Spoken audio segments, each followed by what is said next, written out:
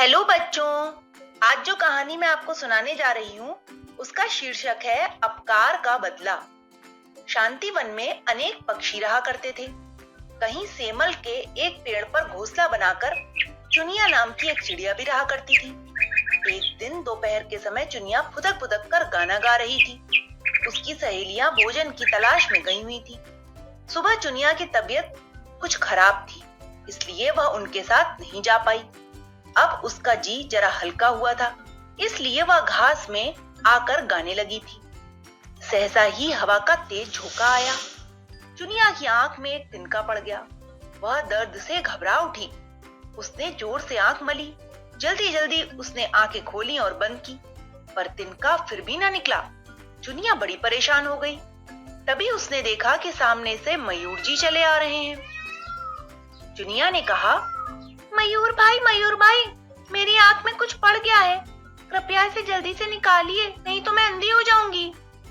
मयूर ने उसकी बात अनसुनी कर दी। उपेक्षा से चुनिया पर दृष्टि डालकर आगे बढ़ गया। रास्ते में वह बड़बड़ा रहा था, मैं निकालूंगा उस कलूटी बदसूरत की आंख से तिनका। उसे अपनी औकात देखकर ही बात करनी चाहिए। मयूर वास्तव में बड़ा घमंडी था। वह छोटे मोटे असुंदर पक्षियों से तो बात तक नहीं करता था। वह तोता, नीलकंठ, सारस आदि कुछ पक्षियों से ही मिलता जुलता रहता था। यही कारण था कि चुनिया से बात करना और उसकी सहायता करना मयूर को अपमान लगता था। चुनिया बेचारी बड़ी परेशान हुई। उसकी आंख से लगातार पानी बह रहा था। शाम तक वह खूब फैल गई और लाल भी हो गई। जब उसकी सहेलियां वापस लौटी तब कहीं जाकर उन्होंने तिनका निकाला। उस आंख से अब भी कुछ दिखाई नहीं दे रहा था। चिड़ियों को मयूर की बात सुनकर बड़ा गुस्सा आया। रन्नू अपनी आंखें लाल करके बोली, न जाने किस बात का घमंड है। भगवान की दृष्टि में सभी प्राणी बराबर हैं। उनके लिए न कोई छोटा है न कोई बड़ा। मानी चिड़िया कह रही थी, घमंडी और अहंकारी प्राणी को भगवान अवश्य दंड देता है। मयूर को भी एक न एक दिन बड़ा अच्छा सबक मिलेगा। चुनिया बोली, जो मुसीबत में पड़ने पर दूसरों की सहायता नहीं करता और फिर मुंह फिराकर चला जाता है, उससे बड़ा नीच और क्षुद्र दूसरा कोई नहीं है। सभी चिड़ियों ने चुनिया को ढाढ़स बंधाया। उन्होंने तरह तरह की जड़ी बूटियां लाकर उसकी आंख में लगाई। चुनिया की आंख का दर्द थोड़ा कम हो गया। वह पूरी तरह ठीक नहीं हो पा रही थी, इसलिए सभी चिड़ियों ने चुनिया से कह दिया कि वह अब कुछ दिन तक खाना ढूंढने न जाए। वे सभी उसके लिए खाना ला दिया करेंगी। अब चुनिया 4-5 दिनों से पेड़ पर ही बैठी रहती। बैठी बैठी वह भगवान के भजन गाया करती। दुख मुसीबत में ईश्वर को स्मरण करने से मन को बड़ा धीरज मिलता है और दुख सहन करने की शक्ति भी बढ़ती है। एक दिन आकाश पर बादल छाए थे। हल्की हल्की बूंदाबांदी हो रही थी। तभी चुनिया ने देखा कि सामने मयूर और मयूरी चले आ रहे हैं। बादलों को देखकर वे बड़े प्रसन्न हो रहे थे। जोर जोर से केया केया कहकर अपनी खुशी प्रकट कर रहे थे। कुछ ही देर बाद वे नाचने लगे और सुध बुध खो बैठे। वाह, क्या सुंदर नाच है, चुनिया के मुंह से निकला।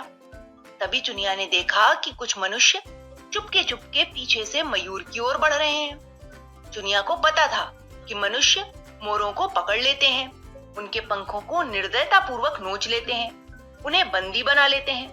पल भर में ही उनके मन में यह बात कौंध गई कि ये लोग अब मयूर को पकड़ ले जाएंगे। मयूर नाच में बेसुध हो रहा था। उसे यह सब कुछ भी पता नहीं था। अब खुद पर मुसीबत आएगी तब पता चलेगा बच्चों। सारी सुंदरता छिन जाएगी जब तुम्हारे पंख नोचे जाएंगे। सारा का सारा घमंड चकनाचूर हो जाएगा। चुनिया मन ही मन बोली, पर दूसरे ही पल इसकी कल्पना से ही वह कांप उठी। उसके मन ने कहा, मुसीबत में पड़े हुए की सहायता करनी चाहिए। दूसरा तुम्हारे साथ बुरा करे तो किया करे, तुम अपनी भलाई क्यों छोड़ती हो? सहेली की बातें रह रहकर चुनिया के कानों में गूंज रही थी। जो मुसीबत में दूसरों की सहायता नहीं करता और मुंह फिराकर चला जाता है, उससे बड़ा नीच और क्षुद्र दूसरा कोई नहीं होता। मयूर और मनुष्य के बीच अब बस 4-5 कदम की ही दूरी रह गई थी। तभी चुनिया जोरों से चीखी, मयूर भाई, बचो, भागो, तुम्हारे पीछे कुछ मनुष्य खड़े हैं, ये तुम्हें पकड़ने ही वाले हैं। मयूर का नाच सहसा रुक गया। उसने तुरंत पीछे मुड़कर देखा। मयूर और मयूरी दोनों भयभीत होकर तेजी से भागे और पास की ही झाड़ियों में गायब हो गए। वे मनुष्य हाथ मलते हुए वहां से वापस चले गए। बहुत देर बाद मयूर झाड़ियों में से निकला और बोला, चुनिया बहन, मैं तुम्हारा यह उपकार कभी नहीं भूलूंगा। तुम चाहती तो चुप रहती, पर यह तुम्हारी महानता है कि तुमने अपना बुरा करने वाले का भी भला किया। उपकार करने वाले का भला तो सभी करते हैं, किंतु अपकार करने वाले की भलाई कुछ महान ही कर पाते हैं। धन्य है ऐसे व्यक्ति जो दुश्मन का मन भी प्यार और सहानुभूति से जीत लेते हैं, उसे अपना बना लेते हैं। आज तुमने मेरी आंखें खोल दी हैं। छोटी होकर भी तुमने मुझे बड़ी शिक्षा दी है। तभी शाम होने लगी। एक एक करके सारी चिड़ियां सेमल के पेड़ पर आने लगी। मयूर के मुंह से उन्होंने सारी बातें सुनी तो चुनिया के प्रति उनका मन बड़ी श्रद्धा से भर उठा। तो बच्चों, इस कहानी से हमें यही शिक्षा मिलती है कि हमें हमेशा दूसरों का उपकार करना चाहिए, दूसरों की सहायता करनी चाहिए, तभी हम महान बनते हैं। Okay, bye.